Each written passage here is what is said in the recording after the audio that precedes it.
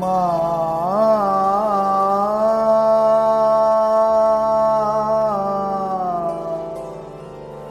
মা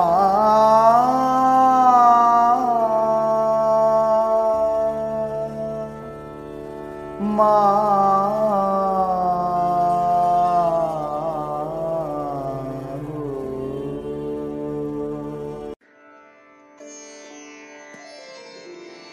আজ শ্রী শ্রী ফলহারিণী কালী পূজা।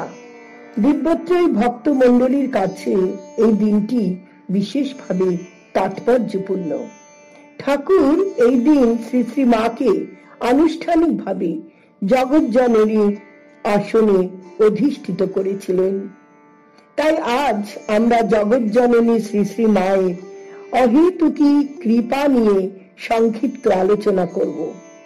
অহেতুকী কৃপার অর্থ হলো কোনো কারণ ছাড়াই করুণা করা।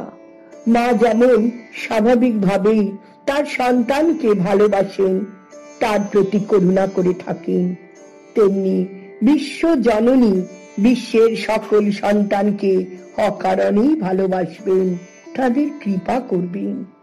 বিশ্বকবি রবীন্দ্রনাথ তাই তার কবিতায় বলেছেন, না চাহিতে মোরে যা করেছ দান, আকাশ আলোক তনু মন প্রাণ। তবুও শ্রী শ্রী মায়ের অহেতুকী কৃপার কোন কোন সন্তানের ওপর বিশেষভাবে বর্ষিত হয়েছিল। সেই দৃষ্টান্ত রূপে তার দু একটি উদাহরণ আপনাদের সামনে আলোকপাত করছি। স্বামী অপূর্বানন্দ, তিনি বেলুড় মঠে গেছেন একবার। সেখানে 2-3 দিন মঠে থাকার পর একদিন সকালে মহাপুরুষ মহারাজকে প্রণাম করতে গেছেন। সেখানে মহাপুরুষ মহারাজ তাকে বললেন যে তুমি তো মাকে দেখোনি, তোমার মহাভাগ্য যে এই সময় শ্রীমা বাগবাজারে উদ্বোধনে আছেন, তাকে দর্শন করতে চেও। পরের দিনই সকালবেলায় স্বামী অপূর্বানন্দ, তখন অনেক ছোট, তিনি গেলেন মাকে দর্শন করার জন্য। কিন্তু সেখানে গিয়ে শুনলেন মা বাগবাজারে উদ্বোধনের বাড়িতে নেই, তিনি বলরাম মন্দিরে গেছেন। তিনি তখন বলরাম মন্দিরে গেলেন। সেখানে হরি মহারাজের সাথে তার দেখা হলো। তাকে প্রণাম করার পর, তার পাদ স্পর্শ করার পর তিনি বললেন যে সস্নেহে, হরি মহারাজ, যে তুমি মায়ের দর্শন পাওনি, তাতে মনটা খারাপ? মমতা ভরা স্বরে তিনি বললেন, মায়ের দর্শন কি সোজা কথা? তিনি তোমার অন্তরে ব্যাকুলতা বাড়াবার জন্য আজ দর্শন দেননি, পরে তার দর্শন পাবে, সেজন্য দুঃখ করো না।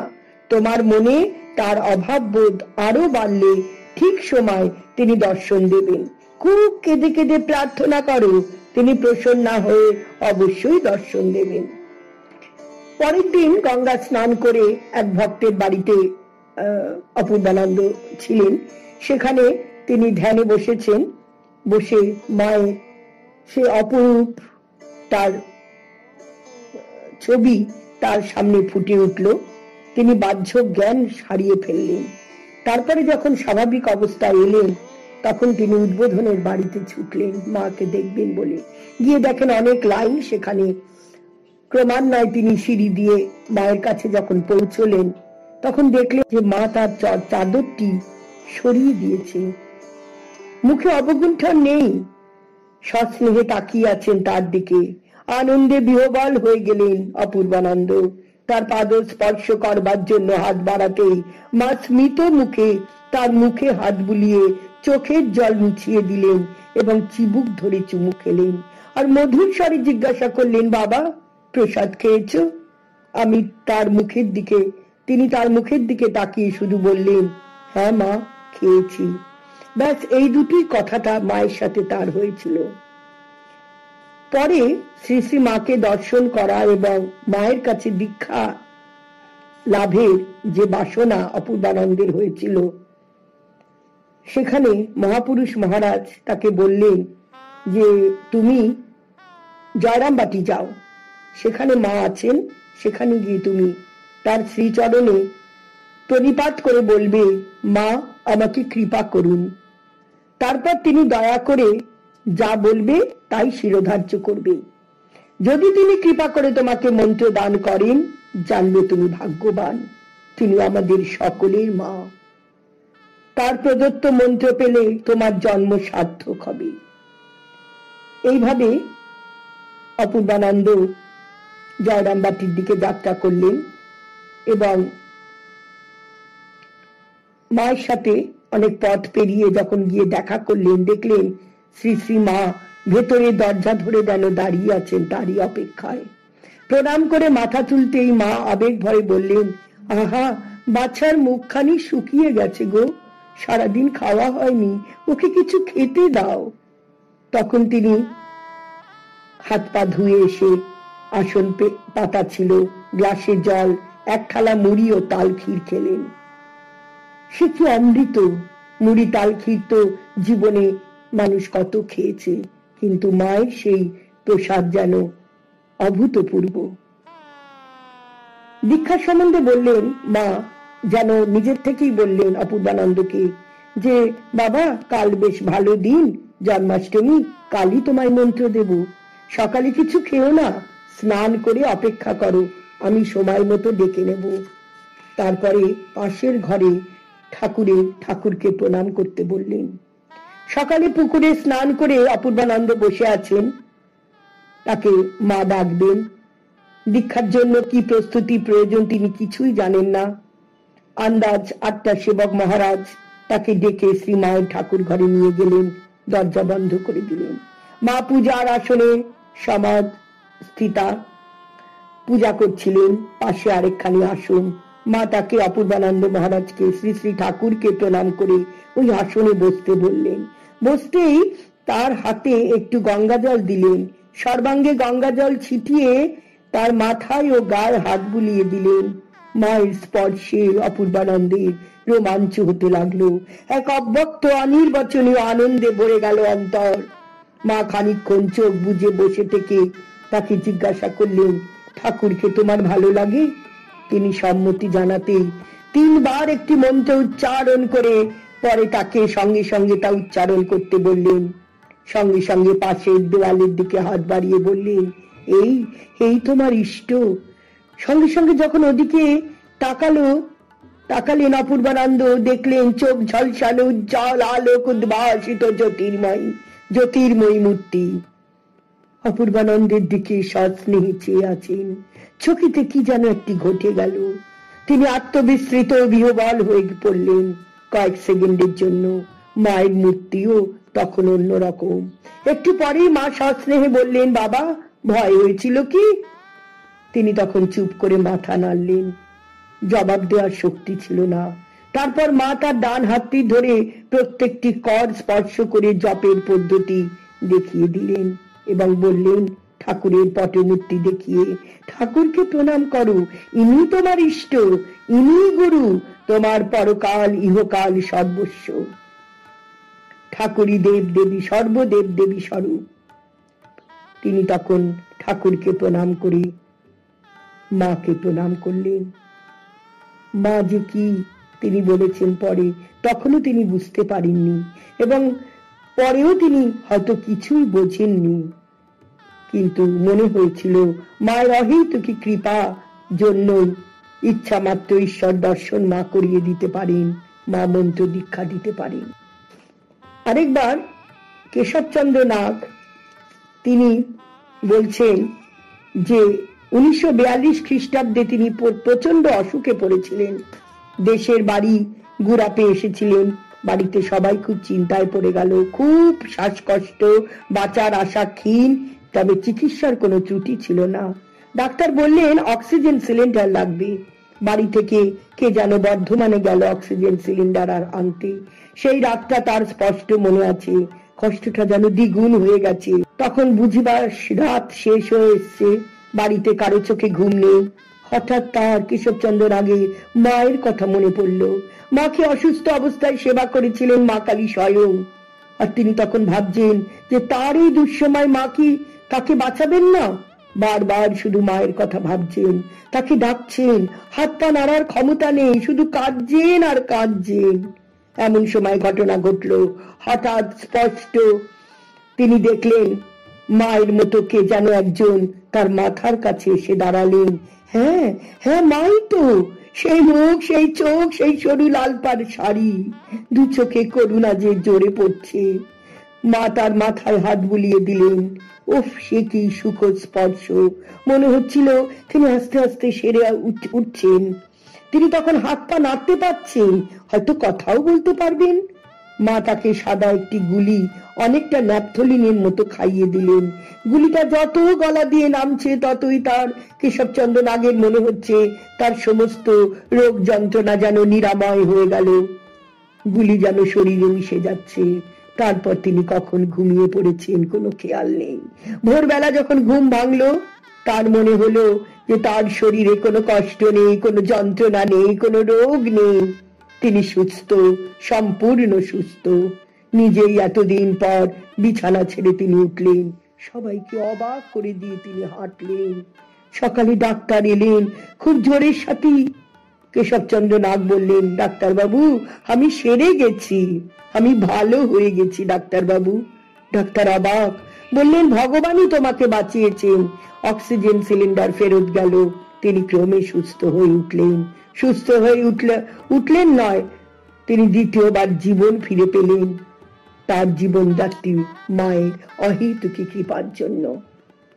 আমাদের মা সবাকার মা, মঙ্গল দায়িনী মা, মঙ্গলকারিণী মা, অভয় দাত্রী মা, তার কৃপার কোনো শেষ নেই। এই দুটো ঘটনা একটু ব্যাখ্যা করলাম, বিশ্লেষণ করলাম। এরপরে শুনুন মায়ের অপূর্ব একটি গান, মাতৃসঙ্গীত শুনুন। তোমার করুণা কোনো হিসেব নাহি মানে, তোমার করুণা কোনো হিসেব নাহি মানে, কিভাবে কাহারে দয়া পরকে বাজানে, মা পরকে বাজানে। তোমার করুণা কোনো হিসেব নাহি মানে, কিভাবে কাহারে দয়া পরকে বাজানে, মা পরকে বাজানে।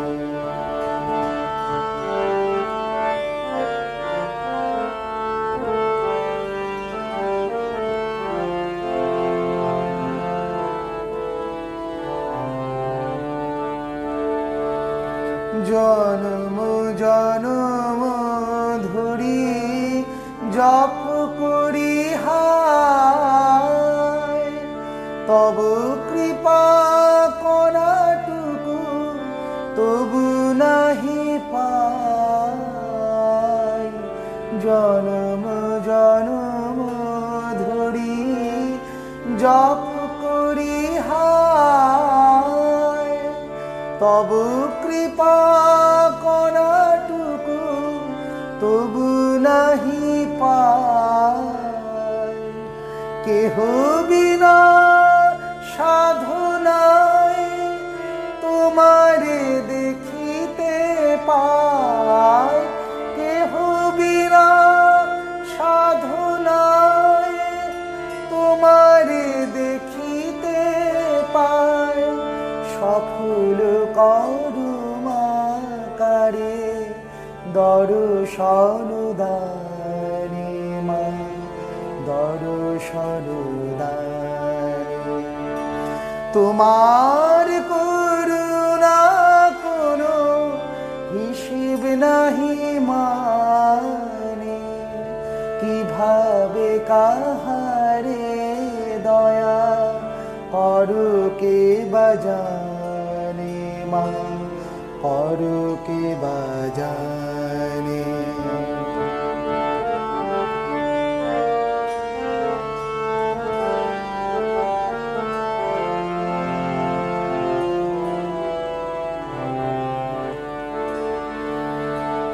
সময় না হলে তব দেখা নাহি মিলে, মা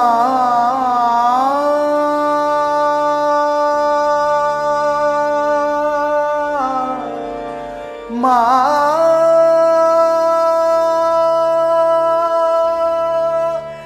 মা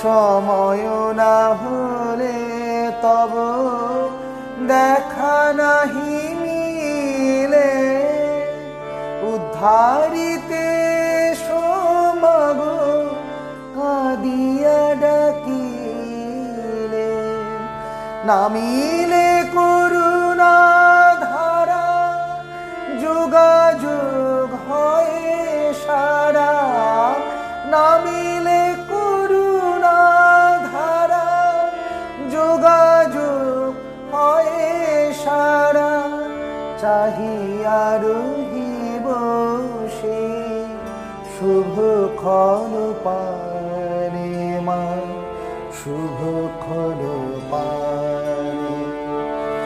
তোমার করুণা কোনো হিসেব নাহি মানে, কিভাবে কাহারে দয়া করো কে বাজানে মা, করো কে বাজানে। কিভাবে কাহারে দয়া করো কে বাজানে মা, করো কে বাজানে, করো